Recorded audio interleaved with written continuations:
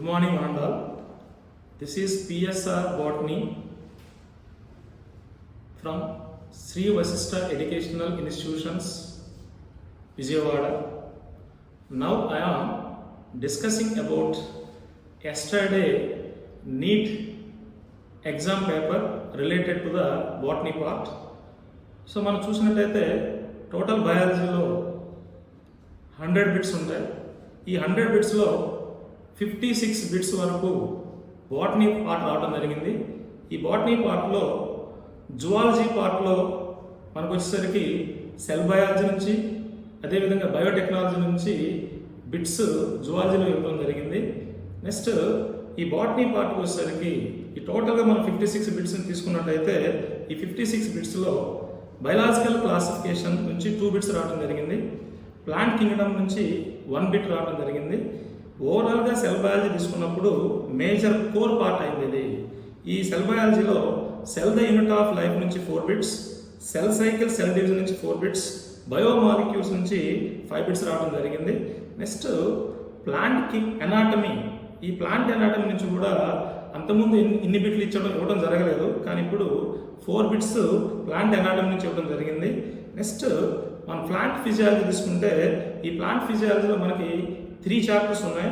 ఈ 3 చాప్టర్స్లో కూడా ఫోటోసింథసిస్ నుంచి 3 బిట్స్, రెస్పిరేషన్ నుంచి 3 bits, plant growth and development నుంచి 2 బిట్స్ ఇవ్వడం జరిగింది. ఇది మనకి ఫస్ట్ ఇయర్ పార్ట్ నుంచి. అదే సెకండ్ ఇయర్ తీసుకున్నప్పుడు సెకండ్ ఇయర్కి వచ్చేసరికి సెక్షువల్ రిప్రొడక్షన్ ఫ్లవరింగ్ ప్లాంట్స్ నుంచి 3 బిట్స్, ప్రిన్సిపల్స్ ఆఫ్ ఇన్హెరిటెన్స్ నుంచి 4 bits, molecular base of inheritance నుంచి 6 bits, next biotechnology principles and process నుంచి 4 బిట్స్, బయోటెక్నాలజీ అప్లికేషన్స్ నుంచి 3 బిట్స్ ఇవ్వడం జరిగింది.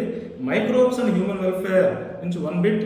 అదేవిధంగా లాస్ట్ ఇయర్ స్ట్రాటజీస్ అనే చాప్టర్ ఉండేది, ఇప్పుడు అది మనకి బయోటెక్నాలజీ అప్లికేషన్స్లో యాడ్ చేసి అక్కడ నుంచి 2 బిట్స్ ఇవ్వడం అనేది జరిగింది.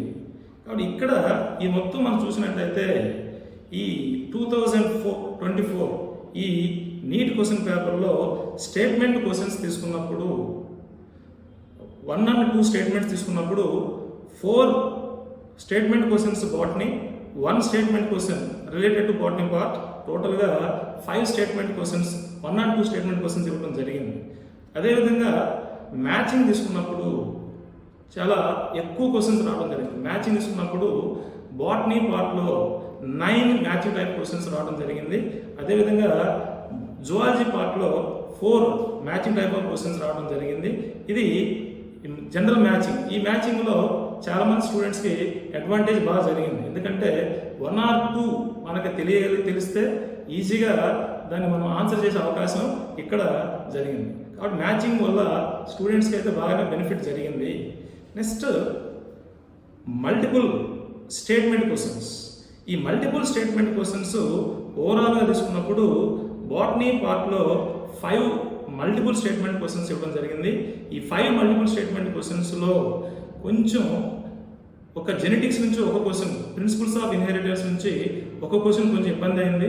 అదేవిధంగా బయోటెక్నాలజీ నుంచి బయోటెక్నాలజీ ప్రిన్సిపల్స్ అండ్ ప్రాసెస్ నుంచి ఒక క్వశ్చన్ కూడా ఇలా ఇబ్బంది జరిగింది.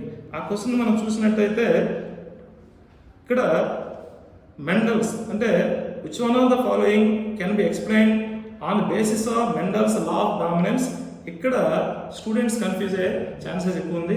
అదేవిధంగా బయోటెక్నాలజీ ప్రిన్సిపల్స్ అండ్ ప్రాసెస్లో కూడా ఆ క్వశ్చన్ ఒకటి, అదేవిధంగా స్టేట్మెంట్ క్వశ్చన్ ఒకటి, అంటే క్రైజీన్ సంబంధించి ఒక క్వశ్చన్ అడిగారు.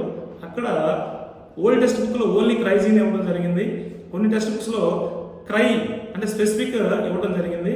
అక్కడ కొంతమంది స్టూడెంట్స్ కన్ఫ్యూజ్ అవ్వడం కూడా జరిగింది. అంటే ఓవరాల్గా తీసుకుంటే బాటనీలో ఈ మల్టిపుల్ స్టేట్మెంట్ క్వశ్చన్స్ దగ్గర స్టూడెంట్స్ కన్ఫ్యూజ్ అవ్వడం జరిగింది. కాబట్టి అక్కడ కొంచెం డిసడ్వాంటేజ్ అయితే స్టూడెంట్స్కి అయితే జరిగింది. ఇది మన అదేవిధంగా మనకి ఇక్కడ డయాగ్రమాటిక్ క్వశ్చన్స్ ఒక 5 ఇవ్వడం జరిగింది. ఈ డయాగ్రమాటిక్ క్వశ్చన్ తీసుకుంటే మార్ఫాలజీ నుంచి ఒక డయాగ్రమాటిక్ క్వశ్చన్ ఇవ్వడం జరిగింది, సెక్షువల్ రిప్రొడక్షన్ ఫ్లవరింగ్ ప్లాంట్స్ నుంచి 2 డయాగ్రమాటిక్ క్వశ్చన్స్ ఇవ్వడం జరిగింది, నెక్స్ట్ ప్లాంట్ ఎనాటమీ నుంచి ఒక డయాగ్రమాటిక్ క్వశ్చన్ ఇవ్వడం జరిగింది. జువాలజీ పార్ట్లో బయోటెక్నాలజీ ప్రిన్సిపల్స్ ప్రాసెస్ సంబంధించి పీబీఆర్ T22 మీద ఒక డయాగ్రమాటిక్ క్వశ్చన్ ఇవ్వడం జరిగింది. కాబట్టి నెక్స్ట్ మనకి డయాగ్రమాటిక్ క్వశ్చన్స్ మీద కూడా కాన్సన్ట్రేషన్ చేస్తే మన స్టూడెంట్స్కి బాగా బెనిఫిట్ జరుగుతుంది.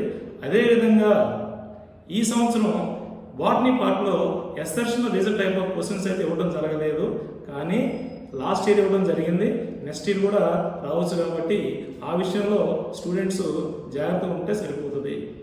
నెక్స్ట్ మా కాలేజ్ విషయానికి వచ్చేసరికి మాకు ఇక్కడ ఈ ప్రోగ్రామ్ అనేది వీక్లీ WRT, CRT, అదేవిధంగా మంత్లీ MRT, అదేవిధంగా ట్రైథాన్, ఈ విధంగా డైలీ DCT ఇవన్నీ ఉండటం వలన మా స్టూడెంట్స్ బాగా బెనిఫిట్ అవ్వడం అయితే జరిగింది.